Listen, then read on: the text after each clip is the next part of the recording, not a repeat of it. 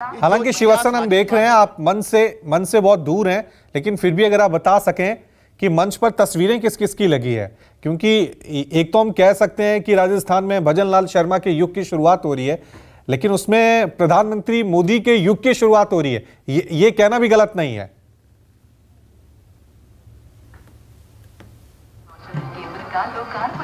जी बिल्कुल रवि, देखिए मंच से दूर होने का यही कारण है कि यहाँ पे एक तो लोगों की काफी तादाद है।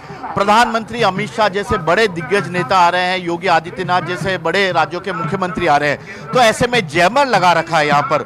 जितना आगे जाएंगे उतना आपको नेटवर्क नहीं मिलेगा, और वैसे भी इस एरिया के टावर की कैपेसिटी इतनी नहीं है कि यहाँ पर जितने लोग आ रहे हैं, जो लोग मोबाइल पर, जैसा कि आप मेरे पास भी देख सकते हैं, ये लोग मोबाइल पर इस पल को कैद करना चाहते हैं। तो अंदाजा लगाया जाना आपके लिए समझना मुश्किल नहीं होगा कि सभी लोगों के हाथों में यहाँ पर आपको मोबाइल मिलेंगे। जहाँ जहाँ खड़े हैं इस ऐतिहासिक पल का वे गवाह बनना चाहते हैं, अपने आप को यादें सहेज कर रखना चाहते हैं। तो नेटवर्क की प्रॉब्लम होगी तो हम बहुत आगे नहीं जा पाएंगे।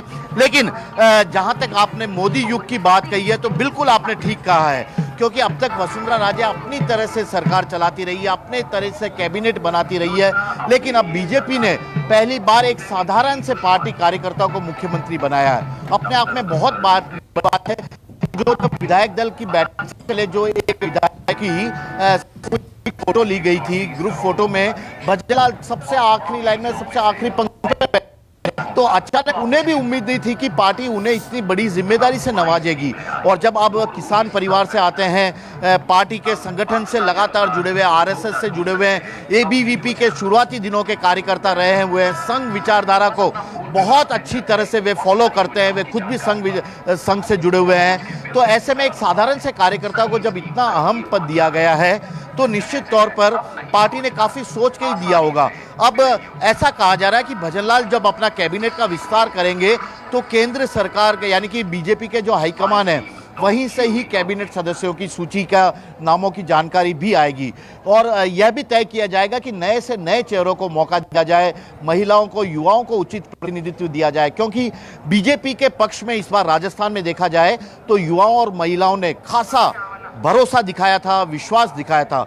तो अब पुराने चेहरे जो कद्दावर नेता थे, वह उन लोगों की कुर्सी पर खतरा शायद एक तरह से कहो तो मंडरा सकता है। और सबसे बड़ी की बात करें तो उन्हें पद नहीं मिलने के चांस हैं। इसकी सीधी वजह यही है, भजनलाल जयपुर के सांगानेर से आते हैं, दिया कुमारी जयपुर की विद्याधर नगर से आती है, और प्रेमचंद बैरवा जो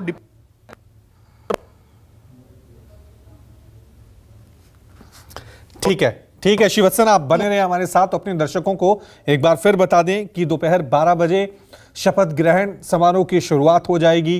प्रधानमंत्री मोदी, गृह मंत्री अमित शाह, इसके अलावा 10 से ज़्यादा और केंद्रीय मंत्री जो हैं वो इस शपथ ग्रहण समारोह में शिरकत करने के लिए पहुंच रहे हैं। योगी आदित्यनाथ यानी बीजेपी की सरकार जिन जिन राज्यों में है उन सभी राज्यों के मुख्यमंत्री यहां पर थोड़ी देर में इस समारोह में शिरकत करने के लिए पहुंच रहे हैं। टीवी स्क्रीन पर जो तस्वीरें हम आपको दिखा रहे हैं किस तरह से ये तमाम नेता जो आज शपथ ग्रहण लेने जा रहे हैं, जिसमें मुख्यमंत्री भजनलाल शर्मा है, उप मुख्यमंत्री दिया कुमारी और प्रेमचंद बैरवा हैं। आज शपथ ग्रहण समारोह से पहले सभी लोग मंदिर पहुंचे और पूजा अर्चना करते हुए नजर आए हैं। चलिए एक बार फिर सीधा रुख करते हैं केजे शिवत्सन।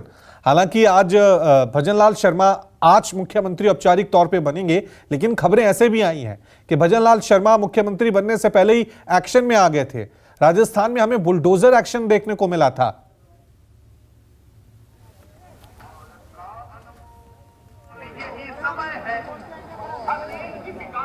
जी देखिए रवि, बुलडोजर का एक्शन की बात करें तो अभी संगठन की तरफ से बुलडोजर चलाया गया है, लेकिन क्या भजनलाल सत्ता में रहते हुए जिस मुद्दों के आधार पर बीजेपी ने चुनाव जीता था, जनता को भरोसा दिया था, क्या उन सभी मुद्दों पर वे काम कर पाएंगे? सख्ती के साथ पर्चे लीक की घटना को रोक पाएंगे?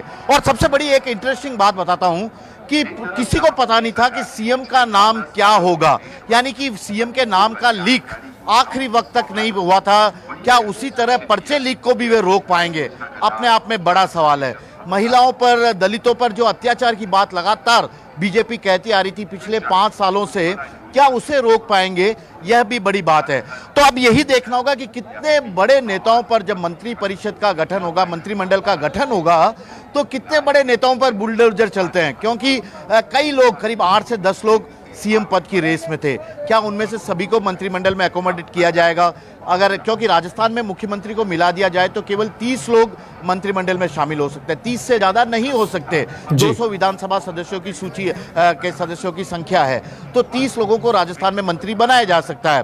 3 आज बन रहे हैं भजनलाल को मिलाकर, तो बाकी अब 27 लोग कौन होंगे, इसे लेकर जो नए चुनकर विधायक आ रहे हैं वे भी अपने आप को ये दावा कर रहे हैं कि वे भी मंत्री बन सकते हैं, क्योंकि बीजेपी में कुछ भी हो सकता है। मोदी है तो मुमकिन है। भजनलाल जब सीएम बने थे तो शायद उन्हें भी उम्मीद नहीं थी कि पार्टी इतनी बड़ी जिम्मेदारी एक फर्स्ट टाइमर एमएलए को दे देगी। तो ऐसे में जो नए चुनकर आए विधायक हैं उनका भी मनोबल इस वक्त काफी बड़ा है, काफी उम्मीदें हैं कि हो सकता है कि उनकी भी लॉटरी लग जाए। तो अब यही देखना होगा किसके अरमानों पर बुलडोजर चलता है मंत्रिमंडल के गठन के दौरान और किसको सौगात मिलती है मंत्री बनने की। बहुत बहुत शुक्रिया शिवसन तमाम जानकारी के लिए। एक छोटा सा ब्रेक ले रहे हैं, फौरन हाजिर होंगे। देखते रहिए News 24।